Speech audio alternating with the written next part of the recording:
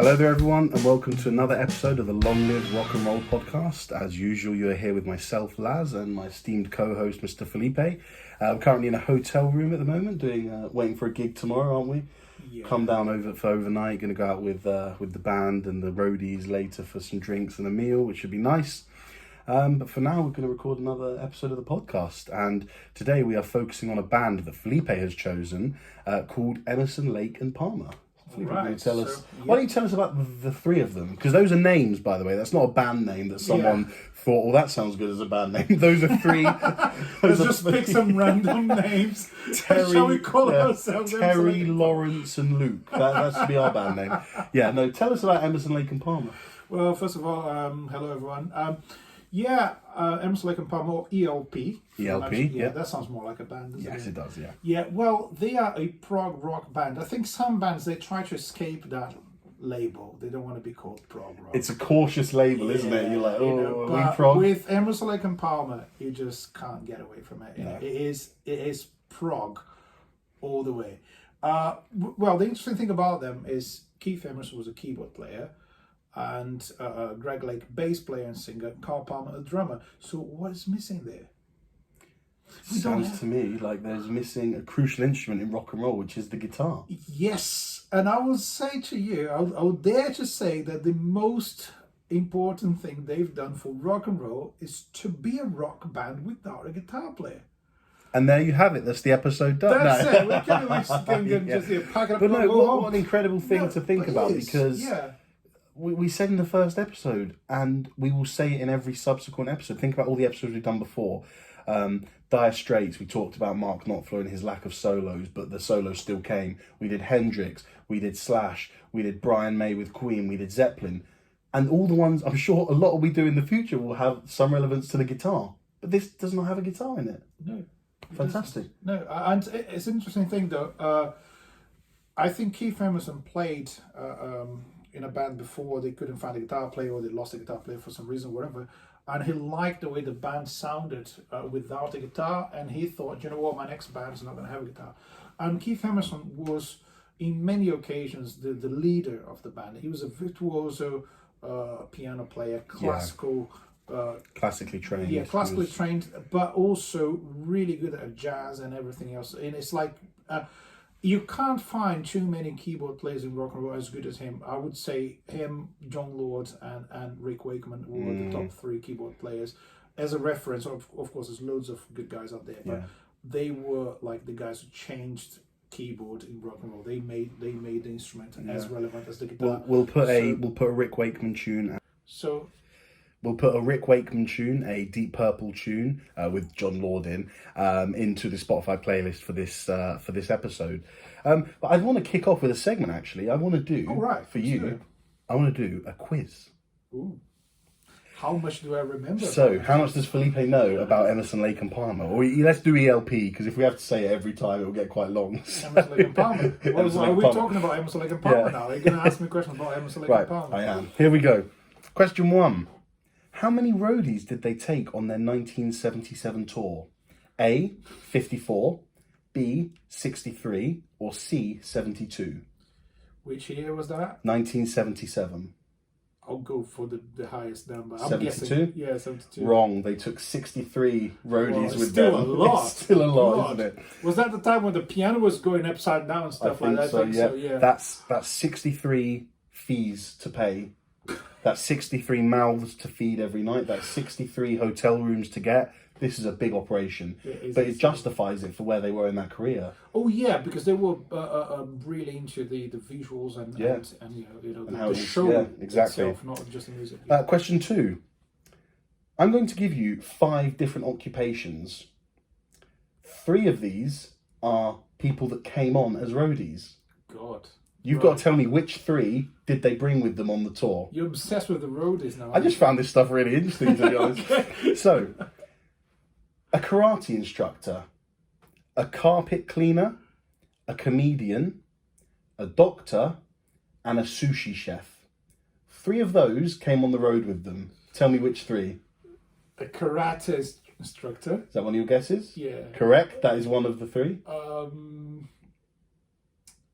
Can you repeat the other one? Yeah, so the other 4, carpet cleaner, comedian, sushi chef, doctor. Man, I'm going to go for the doctor and the comedian. Doctor is correct, comedian is not. So you've got sushi chef and carpet cleaner God, left. that's so Emerson, Lake and Palmer. Like, you're getting those guys on tour as roadies. So you've got karate instructor and doctor correct. You've now got one more to get. Sushi chef or the carpet cleaner? The sushi chef. No. The carpet cleaner. Right. One of them, I think it was Greg Lake, had a carpet under his stall every night. Every show, he had a carpet that he used to want to walk on because he liked the feel of it under his feet. So he brought a carpet cleaner along. Well, the karate instructor is Carl Palmer, isn't it? I feel like it was for Emerson, but you could be right. I'm not sure. But yeah, one of them. Maybe you're right, yeah. So a karate instructor, a carpet cleaner, and a doctor. God. As part of the 63 roadie crew, yeah. God. Brilliant. Right, question 3. Which two bands were on tour in 1969, which resulted in the creation of ELP? 1969? Yes. Is The Nice one of them? Yes. Got it. So The Nice was Keith Emerson's main band at that time. At the time. And he had David O'Least on the guitar, which I had the pleasure to meet. Oh, wow. Yeah. Right. The Nice. And who was the other? Oh, King Crimson? Well done. Yeah, well done. Got Excellent. Yeah, so not The Nice doing that bad today. That's all right. Yeah. We'll give you 1 point for the job one because the carpet cleaner was kind of tricky. I should have thought of it because I know Greg Lake was obsessed with the carpet. Right? So we'll give you can have the mark for question 2. Question 4. Who was the first drummer Lake and Emerson approached for the band? Wait a minute, was it Mitch Mitchell? It was, yes. Wow. Yeah, fantastic, yeah. I still remember. Question 5. The press reported rumours of a planned supergroup called Help that was named after the initials of the band members, E. Emerson, L. Lake, P. Palmer, but who was the H? Hendrix. Yes, yeah, brilliant. Did you know that? I knew that. Fantastic. Yeah. So they were going to be. They would have been. God, can you imagine? Hendrix, Emerson, I think what would have been fantastic about it is that their music is so rigid and, in a sense, classical because of how, sort of, like I said, how rigid it is. Imagine what Hendrix would have brought to that with his wildness of the solos and his riffs. That would have been interesting, wouldn't it? Yeah, it would. But again, I'll go back to what I think. It wouldn't be so much different in that sense. Like, they wouldn't bring so much innovation if they had a guitar player. Yeah, again, well done. Yeah, good point. Question 6. Which famous musician roadied for The Nice? Ooh. Don't know, I'm going to guess David Gilmour. No, it was Lemmy of Motorhead. And Really? Quick little fact, Lemmy gave Emerson a knife, and Emerson would use this knife on gigs to hold down piano keys when he wanted to go and play other synths. Yeah. So if he wanted to hold a note, if he key. wanted to hold a note in one of his keyboards, he'd stab it down and then he'd move to his other keyboards and play the solos on the others. It was incredible. And final question. How many tons of equipment would they use on tour? 20, 30 or 40 tons? 30. 40. 40. Wow, 40 tons. That's, I'm rubbish with the, what's not the translation, the conversion, but I think 40 tons is 400,000 kilograms. Yeah. Fuck. That's a lot. Excuse my language, folks, but fuck me, that's a lot of equipment. Jesus Christ, 40 tons. But when you see the size of the Hammond organ he uses and the speakers they brought with them, kind of justify. Yeah, and that's an interesting element of their music, isn't it? It's like they were totally into the show, how the show's going to look. Yeah. You know, and it has to look big. But the only thing that mattered more than the look was the sound. Yeah. Yeah. Excellent. So for those who don't know, ELP is formed of 3 guys, as Felipe said. Keith Emerson, who played keyboards and synths. Greg Lake, who played bass, acoustic guitar, electric guitar and sang. And Carl Palmer, who played drums and percussion. They formed in 1970. Like I said, in 1969, The Nice and King Crimson were on tour together. Emerson wanted to form a new band and Greg Lake wanted out of King Crimson. So they thought, brilliant, let's do this together. Exactly. And in 1970, they released their first album, which was Emerson, Lake and Palmer, which has a number of your favourite songs on, doesn't it? Well, the first... Quickly, I'll try to just say quickly that Felipe is a big fan of ELP and he's known them for years. I don't know anything. When he said I want to record ELP, I went and all this week I've done my homework. So I discovered. I was recommended ELP this week and got into them. Only started listening to them how 5 days ago. How are you finding ago. them so far? I'm finding it really, really interesting because it's prog unlike any other prog I've heard. And what I mean by that is that I will talk about it more in a bit, but you can tell they all love classical music. Yeah. And I think the difference with other prog bands is they don't make it so obvious. They'll try and mix the technique and talent that they need for classical by writing rock solos or blues or jazz solos played over hard rock. ELP don't seem afraid to just say, hey, we love classical music, so we're going to... And this is what they did. The first few, I don't want to say the first few songs, but on each of their first few albums, they had songs that they named something else, but they were they were obviously, so much so that they would admit it, sections taken from pieces of classical music. Yeah. They used Bach all the time. The other composers that I'll talk about later that they used, they loved it. And it's like, well, in the classical world, I did speak on this on one of the episodes last year. In the classical world, it is okay to take passages of music from one composer and put it into another one. It was called quoting. Yeah. We spoke about it. I remember it was Zeppelin 2, and we said, well, Zeppelin have copied this song. But in classical music, you call it quoting. Bach has quoted Beethoven in this piece. And this is all they're doing here.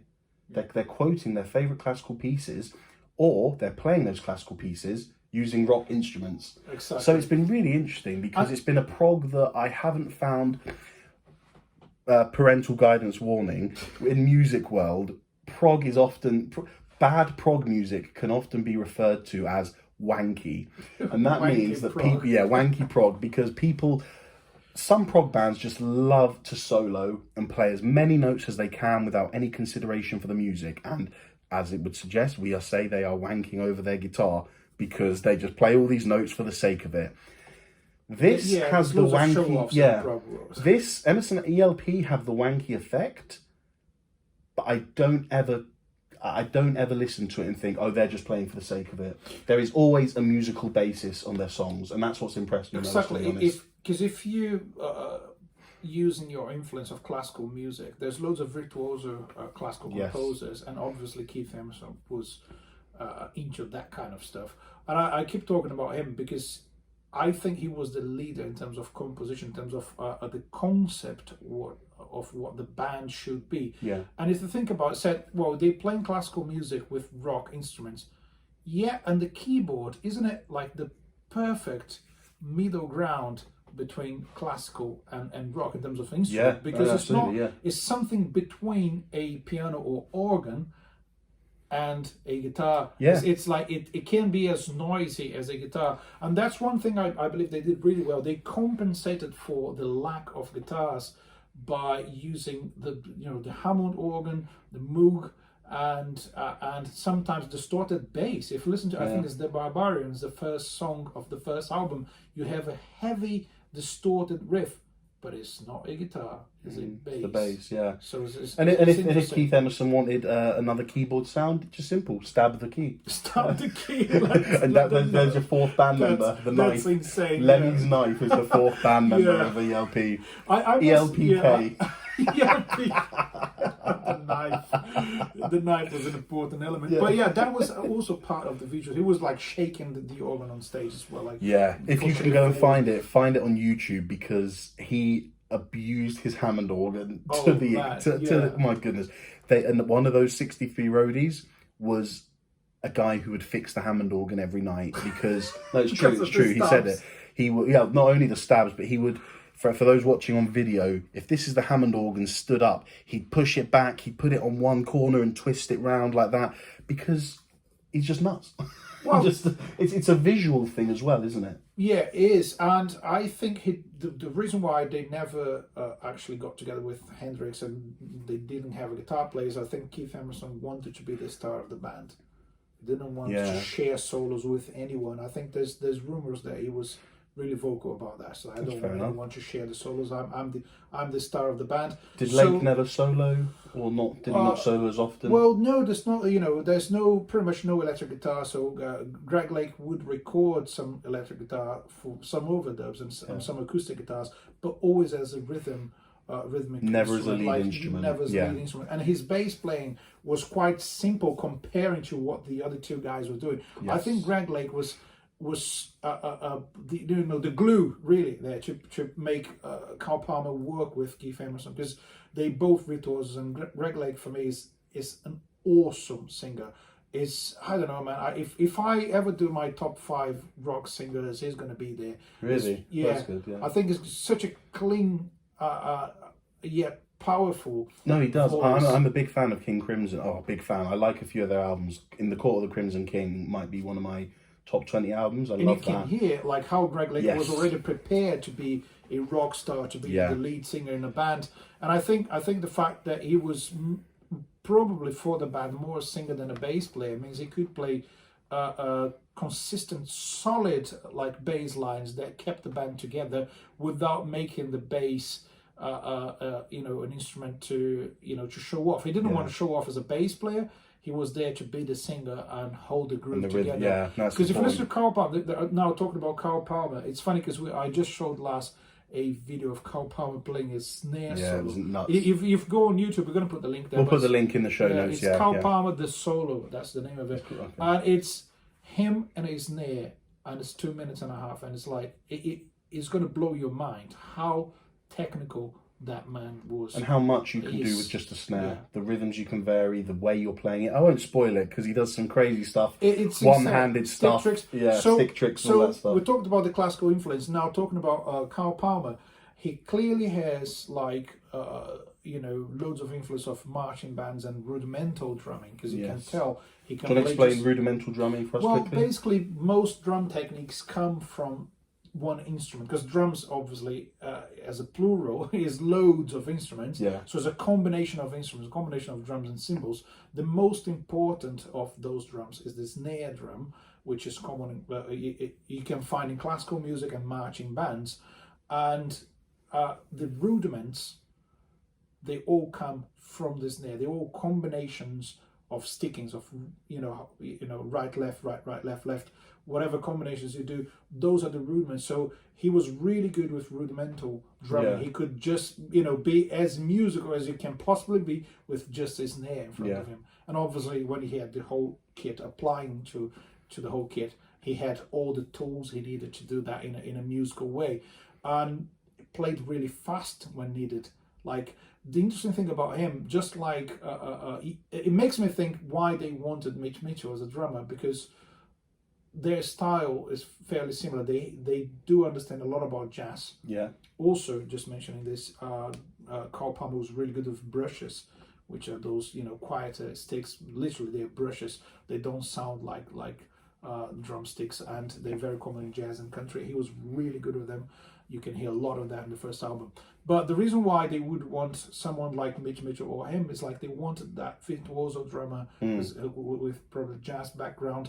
And if you compare Mitch Mitchell and Carl Palmer to the other drummers of the time, they were not into keeping the groove at all. So that is, he's always phrasing, always, instead of just keeping a simple beat, he's soloing all the time. Sounds like he's soloing. So, and to do that in a musical way and still keep the music interesting is not easy. And Carl Palmer, one of the best drummers that have ever walked on earth. Well, just saying. So ELP, I mean, you can hear it in any of the songs. ELP, like we said, they started in 1970, but here's the craziest thing: ELP were literally an overnight sensation, because they started. You didn't know this, right? Check this out. They formed in 1969, and then in 1970 the first album was released. They prepared by doing a mix of classical stuff, so they were just going to cover a few of their favourite classical pieces, and some jazz stuff as well. They were going to cover some Dave Brubeck. They had a bunch of artists of classical music to cover, which I can't find right now. But they knew what they wanted from this act straight away, because after their first rehearsal, which was in Notting Hill, They went and spent £13,000 on synthesizers and mixing desks so that they could achieve the sound they wanted straight away. Now, this doesn't sound like a band who hang about. No. So the first gig they played was in Plymouth, which is actually just near Cornwall. Actually, we're pretty close to Plymouth today, on the 23rd of August 1970. And they drove to a gig in a van that was owned by Yes, which is a cool little fact. Which were their rivals. Their rivals, yeah. And they got paid £400 for it. But they purposely chose a small venue in case it all went wrong and that they were hated. The gig was a success, so I've read. But that's gig 1, all right? How's this for gig 2? The Isle of Wight Festival, 1970, to 600,000 people that attended over the weekend. Wow. So from Plymouth, a small venue, when they say small, I'm assuming maybe 500 people, maybe 1,000 people, maybe a couple of thousand. Then you're going nothing even close to that. 600. Well, we say 600,000 people attended the whole weekend, which if you're talking Friday, Saturday, Sunday, let's assume 250,000 people saw them at the Isle of Wight Festival, and they loved it. The press went nuts for it because this was one of rock's first supergroups. Right, because it was a combination of... Carl Palmer was in The Crazy World of Arthur Brown. Arthur Brown was the biggest influence for Bruce Dickinson for really? There you go. We'll put a Crazy World of Arthur Brown song on. Keith Emerson came from The Nice and Greg Lake came from King Crimson. And funnily enough, this is what Emerson had to say about it. I think we upset a lot of people. It wasn't Crimson, it wasn't The Nice, and it wasn't Crazy World of Arthur Brown. We'd broken up 3 very special bands. And then Lake said about the Isle of Wight Festival, we went from being relatively unknown to globally known over the course of 1 weekend. Insane. Brilliant. But again, an overnight success, probably a few years in the making, isn't it? Because they were already playing with successful bands. And well, that's why it's a supergroup, isn't it? It's a supergroup. So it's not like maybe they got together in a certain point in their careers where they knew exactly what they wanted and they knew they had this skills. It sounds like they did, didn't they? It sounds like they did because they all came together. I mean, here's what Carl Palmer said. I think a rock group doing classical adaptations was a fantastic idea, but we weren't there to educate, we were there to entertain. But in doing so, we actually did open up the doorway. Yeah. Well, when you're saying we're there to entertain, and the clothes that Keith Emerson would wear on stage, like so flashy and it's like I know, yeah, and colourful, and it's outrageous, really. No. And it's like, why is he wearing that kind of stuff?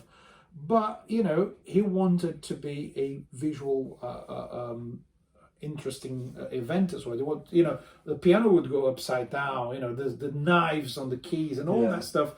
It's a big part of the show. Also, Carl Palmer. I mean, he might have been one of the first drummers to use massive drum kits, like loads of toms and cymbals. Do you know how much his kit cost? I don't know. $25,000. Yeah. And I actually read something. Carl Palmer.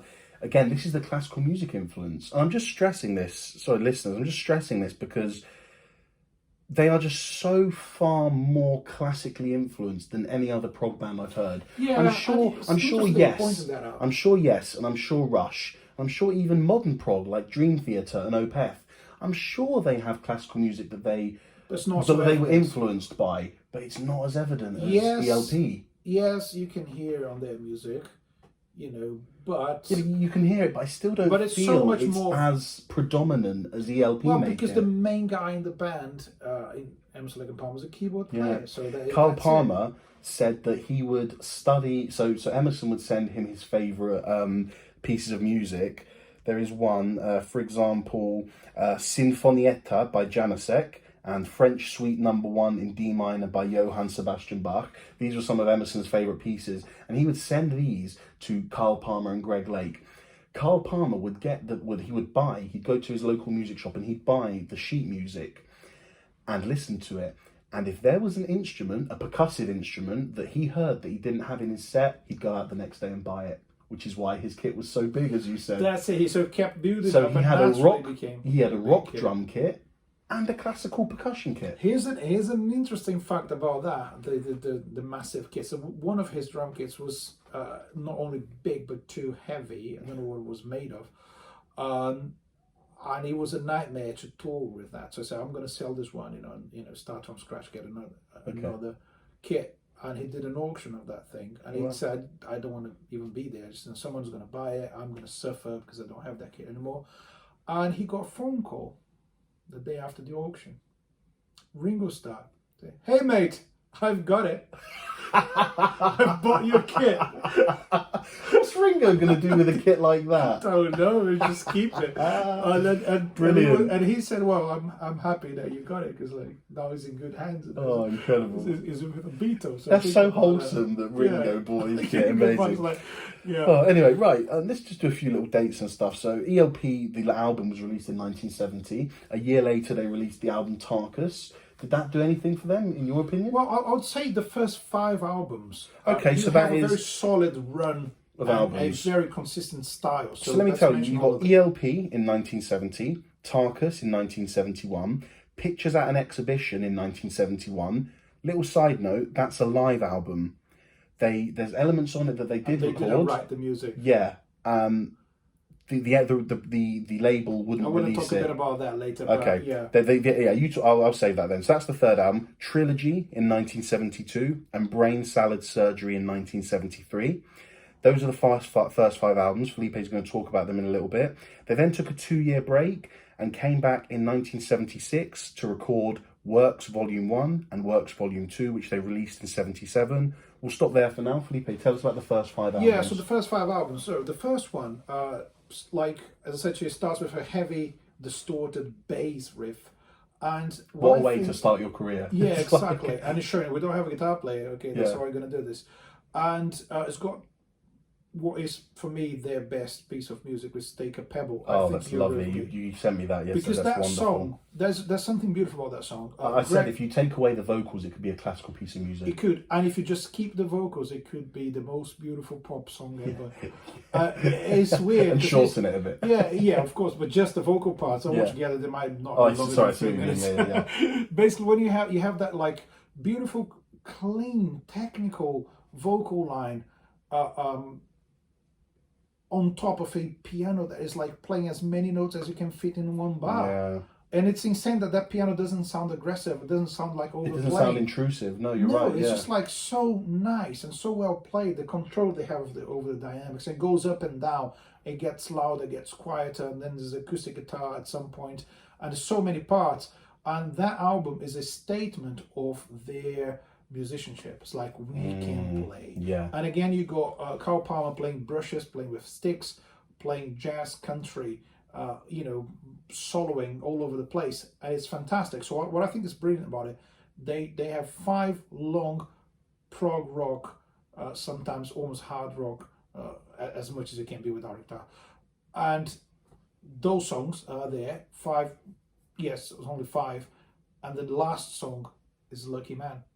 Yeah. Which I think was a hit single. Lovely, that one. And that's Greg Lake's one, right? That's Greg Lake. The thing about Lucky Man is that shows what they were capable of. Okay, we can shred. We can use the all the technique. They had those 5 long songs recorded for the album, and someone mentioned the album's a bit too short because we need like one more song. And basically they look at each other and so we don't have any more songs. So Greg Lake said, well, you know what, I've got this nice little piece of folk music which I wrote when I was a teenager. And they said, well... Oh yeah, he wrote it when he was 12 years old. He was 12 yeah, or 14, I remember that in the thing. And if you hear the lyrics, it's like a medieval tale, isn't it? And it is what it is, like a teenage guy writing a song, about a hero, about a guy who's really lucky, whatever. Yeah. So he played the song, and Keith Emerson looked at him and said, that's rubbish. I want to take part on that. I'm not doing it. Oh my God. And he has and that was it. Off to the pub. So he literally went to a pub, and Carl Palmer said, "You know, mate, let's do something." So Greg Lake went there, recorded the guitar, the acoustic guitar. Yeah. And Carl Palmer added the drums to it. So, well, sounds more like a song, doesn't it? Yeah, sounds better. Yeah. So then he added the guitar solo, electric guitar solo, and the bass. They were like, wow, it's building up. Feeling like a song, yeah. Keith Emerson got back from the pub and listened to the thing and said, wow, this is good. I might do something, If I was Greg Lake, I'd say no. Don't keep.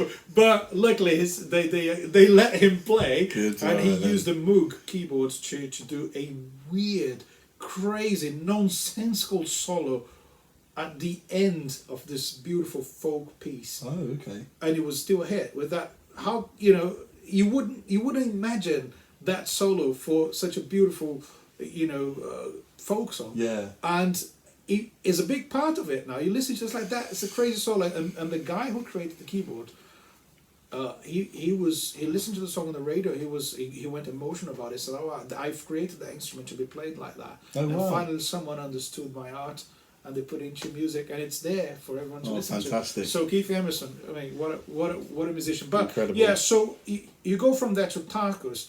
You have the same elements on the album. You have, the musicianship. You have the extreme ability to play whatever they want to play, and playing long songs. One important thing to say about it is they would play everything live. There's not too many. I've mentioned the overdubs when you have acoustic guitars and electric guitars, which are not the main element. Greg Lake would do those overdubs, but in general, they would just go there and finish a take. And that would go straight to the album. Yesterday I was watching the documentary of them at the Isle of Wight festival, and it was just staggering that they were playing everything perfectly. So I just listened to the songs. They're flawless. Yeah, they are. And if you think about musicians. it, you're recording with tape, so you don't want to waste a tape by doing mistakes. Not like now, very you can just costly delete to waste. and start again. Exactly. Yeah. And so I want to say so Tacos for me is a natural continuation of what they did with the first album. But when they go to pictures at an exhibition, then that's a complete different beast. Because what they did there was like, we're gonna actually play classical music as a rock band, not something that resembles classical music. So they got this classical Russian composer, Mussorgsky. I can't pronounce his name. Not gonna even attempt. I tried. Okay, failed. Whoever this guy is, we'll put him in the playlist. No, it's just like I can't pronounce. I'm terrible with Russian. My Russian's not that good. But so basically, Keith Emerson has been to one of his gigs, and not one of his gigs. He has been to a concert. Not the guys from the 18th. Whatever. 1817 or something when he did that. He's been to a concert where his music was played, and he bought the music score, and he thought, you know what, this is beautiful, I want to do this one day, but I want to do it as a rock band. And by the time they finished Tacos, he was like, no, I think now's the time, we can do this, people respect us, let's go and do it. So the label rejected it. The label didn't like it, and they recorded live in the theatre. The label didn't like it, they re-recorded it at Newcastle City Hall. Oh, really? Yeah. So the final version is the one from Newcastle City Hall.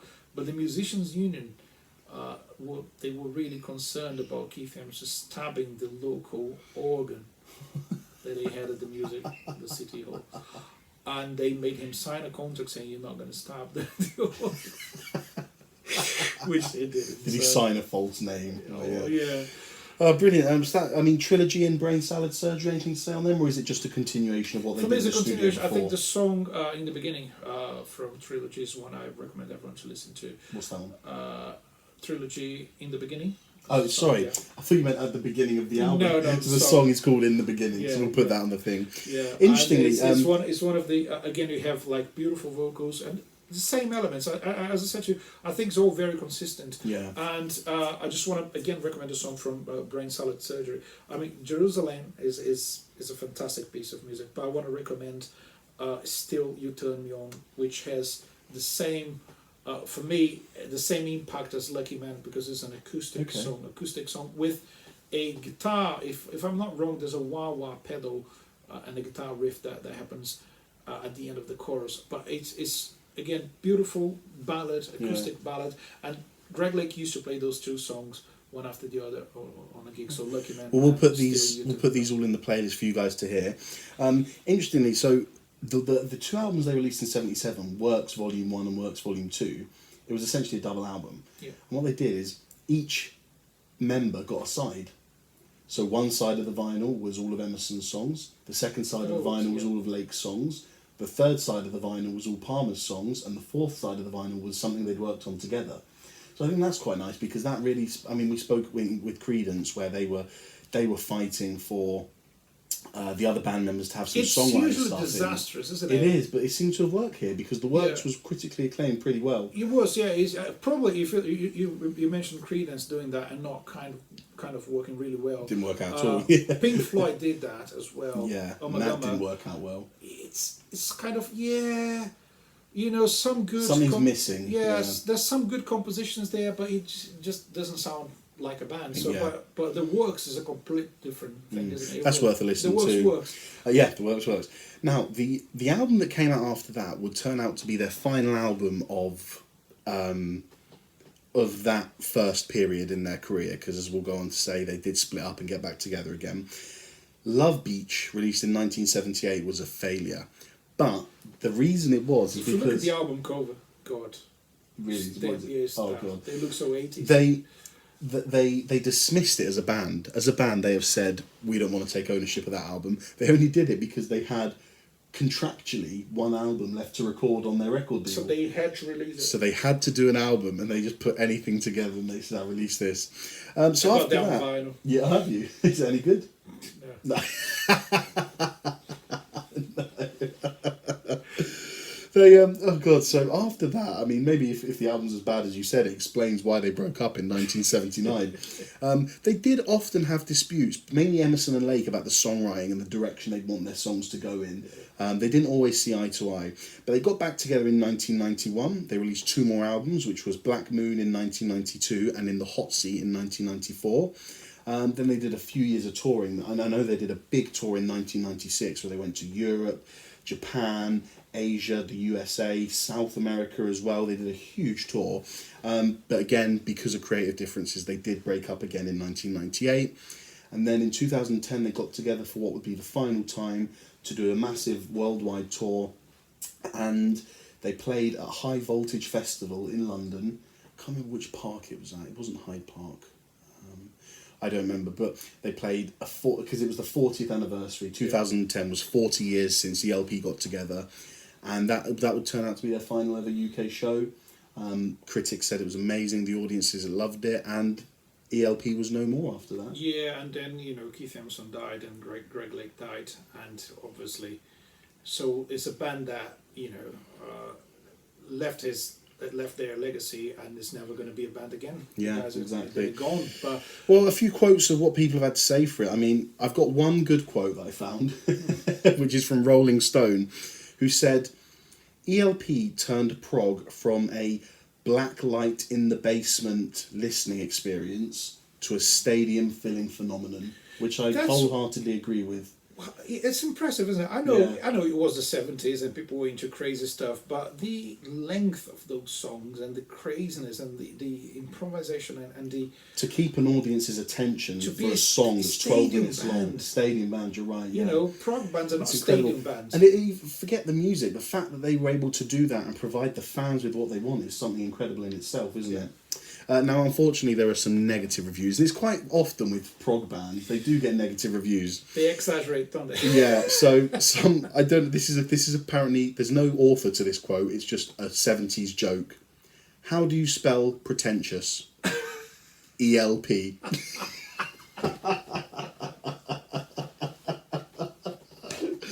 I'm looking. You can't attribute that quote with anyone. It's a joke. Is it a pretentious? Famous music critic Robert Christgau said, "These guys are as stupid as their most pretentious fans, the world's most overweening progressive group." Weaning might be the parent-friendly word for what we call wanky. So, I mean, Robert just thinks, obviously, they just play too many notes. And he goes on to say, oh no, hold on, this is John Kellman from All About Jazz, who would say, they have an overbearing sense of self-importance, and it turned ELP from one of the 1970s most exciting new groups into the definition of masturbatory excess and self-aggrandizement in only a few short years. People don't like long songs with loads of notes on. But there's a place for it, and I think ELP mastered how to do it well. The critics don't agree, but we're the fans. Our opinion matters more than the critics. Exactly, and when the album sell that well, I mean, it's a success regardless of what people say. Where is it? Just looking for my notes. 48 million albums sold worldwide. 9 albums went to gold. God, that's a success. For a prog band, it's a success. You can't call it anything else than that. Well, is there right? I think that's a good place to wrap up the show. Yeah, it is. Would you want to give us your final statement and thoughts on the LP? What I would say, I mean, regarding their whole career is, prog music is essentially over the top. And they've managed to be on the edge of what that means. You know, they are over the top, close to the point of collapse, which is what happens. Maybe that's why it was so hard for them to stay together as a band. They had to break up so many times. Well, the reason that they found it so hard in the end is because due to financial restrictions, they were told that, listen, for the next album, you've got to take it down. We can't be hiring orchestras for all this. Exactly. So you're right. I mean, you are actually literally correct. The music was so over the top that actually they said, sorry, we can't afford this for the next album. And that was the start of their collapse. So I think, to quote Spinal Tap here, good rock and roll should hurt. It should affect your life, but not necessarily for the better. That's ELP. It does change your life. That's a good summary. For me, ELP, again, please remember, as a new band, and listen, prog rock, prog metal is not the music genre I've listened to the most. There's a lot of prog rock and metal bands that I really do like. Opeth are one of them. I really enjoy Dream Theater. Yes and Rush have done it for me as well. Here's what I have to say about it. Prog music can be wanky. We know this. But ELP found that lovely balance because they played the music they wanted, the classical stuff, the way they wanted to in a rock environment. And I think it produced the best results. And then to add to that, the brilliance of Greg Lake's songwriting means that it stops just being, let's play as many notes as we can, and let's put a structure towards this. Let's structure these so that it comes out as a long song and not a series of notes to show how good we are. And despite all the soloing, all the notes, all the complexity, you've got one of the most beautiful voices in rock and roll. Yeah, Greg Lake, which is incredible. In itself is a reason for you to listen to them. I'd like to leave and end this with a quote that for me sums up ELP, and this is by music critic Sean Murphy.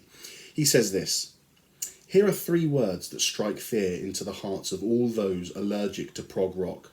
Emerson, Lake, Palmer. Popular enough to have several songs still in the regular FM rotation, obscure enough to be forever relegated as one of those bands from a certain time and place, like the 70s.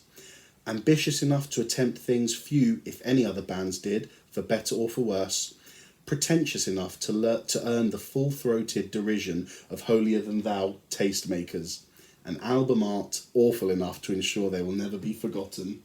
Isn't that lovely? Brilliant. I think everything you said there is true, and it's like you said, they were they did go over the top. They did almost push things too far, but the songwriting brought it in. Yeah. Their humbleness brought it in. Them as guys brought it in. Yeah. And you're left with one of the most important prog rock bands in the history of music. There you go. Yeah, excellent. Well said. Well, thank you very much, guys, for joining us for another episode.